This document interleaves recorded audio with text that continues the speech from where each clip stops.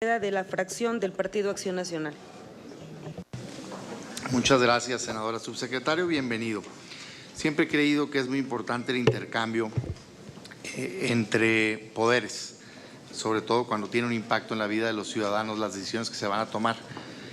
No hay una política pública más importante que la política económica, porque es el principal, digamos, instrumento de incidencia, tanto en el cobro del pago para después la aplicación. El problema es que se ha venido manejando información que engaña a los mexicanos, y lo digo con toda claridad y por supuesto con respeto, pero creo que hay que aprovechar la oportunidad para hablarle con la verdad a los mexicanos. Hay varias fuentes de ingresos, 5 yo diría que te puedes hacer de más recursos, suponiendo sin conceder que el gobierno requiriera de más recursos. Nunca ha tenido tanto dinero como hoy el gobierno, nunca en la vida. Entonces esta narrativa de que necesita más dinero el gobierno, pues yo diría, está a análisis, porque 6 billones nunca han tenido el gobierno mexicano. Entonces esta lógica de es que necesitamos más dinero y por eso le vamos a quitar más al mexicano, yo no la comparto. Al menos 5, una, la fácil, aumentar impuestos, que la han hecho muchos gobiernos, hoy se dice aquí que no se está haciendo, ahorita me regreso a ello. 2, aumentar la base de contribuyentes, yo no veo ninguna estrategia clara en este paquete para aumentar el porcentaje de personas que están pagando impuestos. Si pagaran más personas lo justo, pues podríamos todos pagar menos, pero en tanto pocos están pagando impuestos, pues ese impuesto que se paga tiene que ser mayor. Mi pregunta concreta en esta segunda sería, ¿qué se está haciendo, qué se va a hacer para aumentar la base de contribuyentes? Tercero es ajustar el cinturón, gastar mejor. Hay ciertas estrategias de gasto, están, digamos, en la materia de egresos, creo que no lo suficiente, pero bueno, es la tercera.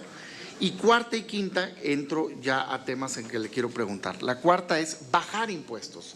Hay toda una corriente a nivel internacional, particularmente en lo que tiene que ver con desarrollo económico, que sostiene que si se reduce los impuestos a la renta o su equivalente, fomentas el desarrollo económico y por lo tanto en volumen pudieses tener mayores ingresos. Quisiera preguntarle la opinión a los encargados de la política fiscal de este gobierno, si comparte eso o no, o si pudiéramos estar viendo en el corto plazo una propuesta de disminución con el objetivo de fomentar el desarrollo económico y por lo tanto tener mayor productividad y mayores ingresos.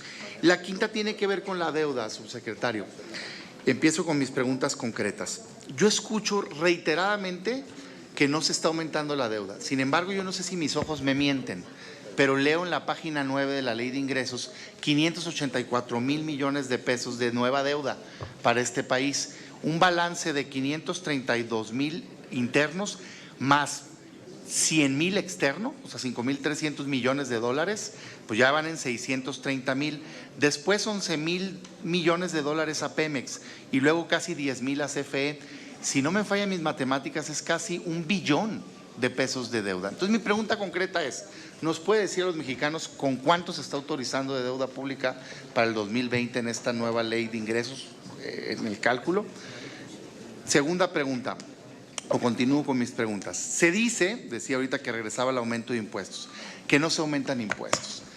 Me parece que estamos cansados los mexicanos de que nos digan una cosa, nos prometan algo en campaña y después se encuentren como argucias legales para decir que no se les están mintiendo. ¿Sí o no van a pagar más los ahorradores mexicanos? En términos netos, o sea, hoy en el 2020 con este paquete, ¿va a pagar más alguien por su ahorro de dinero? ¿Sí o no? Si sí, hay un aumento. Pues hay que decirlo, es que es una actualización, no, hay un aumento, vas a pagar más. ¿Sí o no va a pagar más el mexicano por los servicios digitales?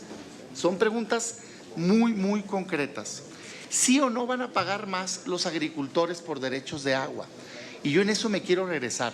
Por un lado escuchamos al presidente decir que es bien importante el campo, que la autosuficiencia alimentaria, que hay que producir, y el maíz y el trigo y un montón de temas con los cuales yo comparto, pero por otro lado le asestas un golpe durísimo a la producción, incrementando exponencialmente el cobro por derecho de agua. Escucho que no es cosa de Hacienda. Pues qué bueno, compañeros, entonces pues ya quedó claro, Hacienda no tiene interés en el derecho de agua, quitémoslo aquí en el Senado. Yo escucho aquí a Morena, al PRI, al PAN, a Movimiento Ciudadano y a otros decir que es un error este derecho de agua. Perfecto, Hacienda no lo propuso, a alguien se le ocurrió en la Cámara de Diputados, quitémoslo, porque le va a dar un golpe muy fuerte al campo mexicano. Decirle, subsecretario, hubo una promesa concreta de parte del presidente en campaña y era eliminar el impuesto a las gasolinas. No era mantenerlo estable, como hoy se dice, era eliminar el impuesto a las gasolinas. Yo hoy veo 342,000 millones de pesos de ingreso de IEPS por gasolinas. ¿Van a eliminar o no? ¿Estarían de acuerdo en eliminar el gobierno el impuesto a las gasolinas? Que tomáramos esa decisión aquí en el Senado y que le pueda bajar el costo a los mexicanos. ¿Pudiera decirnos cuánto de la estructura de costo al precio final de venta es impuestos, tanto de IEPS como de IVA? Es decir, en un litro cuesta tanto la gasolina, ¿qué porcentaje es impuestos tanto de IEPS como de IVA? Y voy cerrando ya con un tema muy específico. Hubo un avance en esta propuesta que ustedes hicieron con una parte importante de la industria maquiladora, las shelters, los albergues. Es un esquema que se utiliza en donde se hace toda una administración aquí a nivel local por mexicanos, en tanto extranjeros llevan a cabo sus labores en nuestro país. Esto genera miles de empleos en muchos estados. Yo vengo de un estado en donde este esquema genera miles de empleos. Se avanzó con algunas regulaciones, sin embargo, hoy por hoy la industria maquiladora shelter paga impuestos como cualquier otra. O sea, hay un pago de impuestos que se genera para el gobierno, pero se le ha negado lo que se llama establecimiento permanente. Esto ocasiona una posible doble tributación, es decir, que lo que se pague de impuestos aquí no pueda ser compensado por el extranjero en su país. Esto evidentemente saca de competencia, porque si tú eres extranjero vas a querer usar un esquema de albergue si tienes el riesgo de que no te puedan acreditar tus impuestos.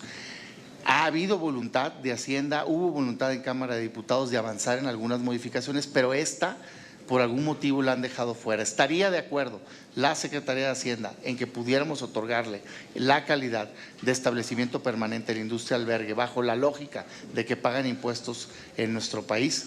Por sus respuestas, muchas gracias, subsecretario, y continuaremos, por supuesto, con este análisis de interés para todos. Muchas gracias. Gracias.